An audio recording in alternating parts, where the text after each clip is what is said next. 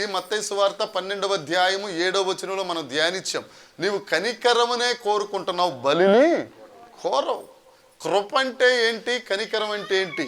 మనం డిసెంబర్ నెల మొదటి వారాన్న ప్రభు బలలో ధ్యానించుకున్నాం. కృప అంటే అర్హత లేని మనకు సంపాదించుకునే అర్హత ఇవ్వటం. దేనికి అర్హత లేదు?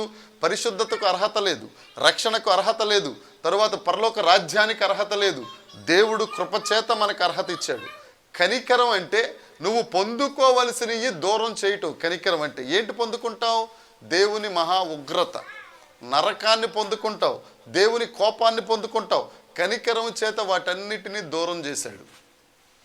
ఈ దినాన నువ్వు రొట్టెలో చేయి వేస్తున్నప్పుడు, బల్లలో చేయి వేస్తున్నప్పుడు, మొదటి యోహాను పత్రిక 1వ అధ్యాయము 7వ వచనం, ఆయన వెలుగులో ఉన్న ప్రకారం మనము కూడా వెలుగులో ఉన్న ఎడల, ఆయనతో అన్యోన్య సహవాసము చేసిన ఎడల, యేసు రక్తం ప్రతి పాపము నుండి మనలను ఏమన్నాడండి? యేసు రక్తము ప్రతి పాపము నుండి మిమ్ములనా మమ్ములనా?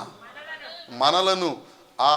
ఆ రాసిన భక్తుడు యేసుక్రీస్తు రొమ్మున అనుకున్న భక్తుడు రాసిన మాట. ఆయన అంటాడు, నేను ఒక్కడిని పవిత్రుడిని కాదు, మనందరికీ యేసు రక్తము అవసరం. రొమ్మున అనుకున్న వాడే అలా మాట్లాడితే మీరు నేను ఏం మాట్లాడాలా? పద్మశ్లంకలో ఆత్మవశుడైనోడే ఆ మాట మాట్లాడితే మీరు నేను ఆత్మ లేకుండా జీవించేస్తుంటే మనం ఏమనుకోవాలా? యేసుక్రీస్తు ప్రభు శిలువ మరణం పొందినప్పుడు తల్లిని బాధ్యతగా అప్పగించిన ప్రియమైన శిష్యుడే ఆ మాట మాట్లాడితే మనం ఏం మాట్లాడాలి?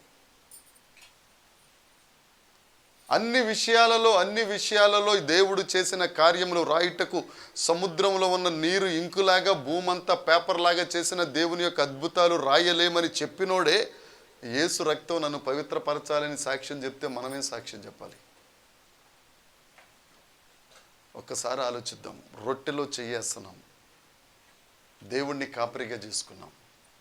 2023 సంవత్సరంలో ఏం చేసావో దేవుని దగ్గర ఒప్పుకుందాం. మన దేవుడు క్షమించుటకు సిద్ధ మనసు కలిగిన దేవుడు. దేవా, నువ్వు వెలుగులో ఉన్నా మేము వెలుగులోనికి వస్తాం, నీతో అన్యోన్య సహవాసం చేస్తామనంటే ఆయన రక్తం మనల్ని పవిత్రపరుస్తుంది. ఆయన రక్తం సకల దుర్నీతి నుంచి మనకు విడుదలనిస్తుంది. ఒక్కసారి ఆలోచిద్దాం, ఒక్క నిమిషం సమయం. దేవా, నా పాపాలు క్షమించండి ప్రభా, ఈ సంవత్సరం అంతా మీరు నాకు కాపరిగా ఉండండి ప్రభా. ఎవరైతే రొట్టెలో చేస్తున్నారో వారందరూ కళ్ళు మూసుకుందాం. దేవుని దగ్గర నోరు తెరిచి, ప్రభువా, నేను చేసిన పాపాలు కూడా నేను మర్చిపోయానయా, పరిశుద్ధాత్మ దేవుడా నాయన జ్ఞాపకం చేయండి తండ్రి, నీ సన్నిధిలో ఒప్పుకుంటాను. పశ్చాత్తాపడి విరిగి నలిగిన హృదయం కలిగి దీనత్వం కలిగి దేవుని దగ్గర అడిగితే దేవుడు నిన్ను క్షమించే దేవుడు, నిన్ను పవిత్రుని చేసే దేవుడు, పవిత్రురాల్ని చేసే దేవుడు, సకల దుర్నీతి నుంచి విడుదల దయచేసే గొప్ప దేవుడు మన మధ్యలో ఉన్నారు. ఆ శరీరంలో, ఆ రొట్టెలో, ఆ యేసు రక్తంలో చేయివేద్దాం. దేవుని రాజ్యానికి వారసులవుదాం. యెహోవాను కాపరిగా చేసుకుందాం. అందరూ నోరు తెరచి మీ దగ్గర ఏ మనస్సాక్షికి అయితే ఏం తోచిందో దేవుని దగ్గర క్షమాపణ అడుగుదాం. యేసయ్యా, నన్ను క్షమించు.